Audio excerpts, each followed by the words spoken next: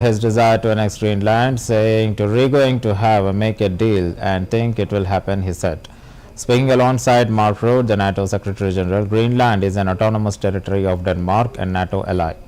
Elections in Greenland earlier this week were won by a party that favors a gradual move towards independence. Trump said it's a good gesture as far as elections are concerned.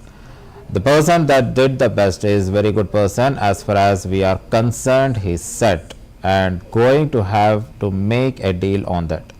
Denmark is very far away and really has nothing to do. And what happens? A boat landed there 200 years ago and they say they have rights to it. Trump further added that we really need it for national security, and he thinks that why NATO might get involved. Question. Thank you, Mr. President. Greenland. What is your vision for the potential annexation of Greenland and getting them potentially to... Well, I think it'll happen, and I'm just thinking, I didn't give it much thought before, but I'm sitting with a man that could be very instrumental. You know, Mark, we need that for international security, not just security, international. We have a lot of our favorite players, cruising around the coast, and we have to be careful. And we'll be talking to you. It's a very appropriate, really a very appropriate question. There's an Thank issue you in the very high much. north, so the Arctic, so what you did. So when it comes to Greenland, yes or not joining the US, I would leave that outside for me, this discussion, because I don't want to drag NATO in that. But when it comes to the high north and the Arctic, you are totally right.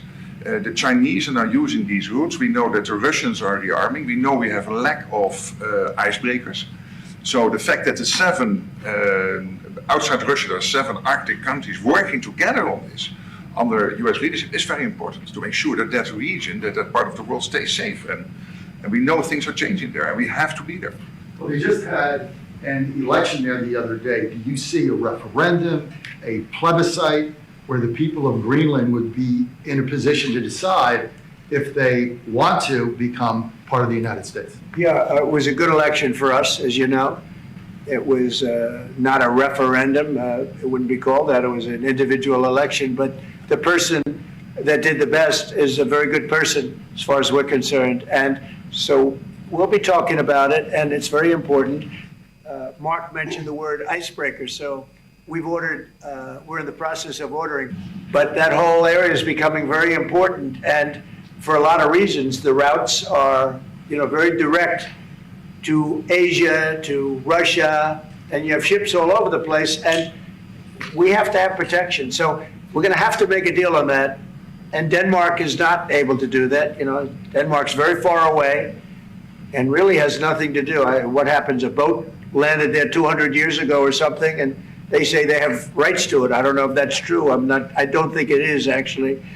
But we've been dealing with Denmark, we've been dealing with Greenland, and we have to do it. We really need it for national security. I think that's why NATO might have to get involved in a way, because we really need Greenland for national security. It's very important. We have a couple of bases on Greenland already, and we have quite a few soldiers, and maybe you'll see more and more soldiers go there. I don't know. What do you think about that, Pete?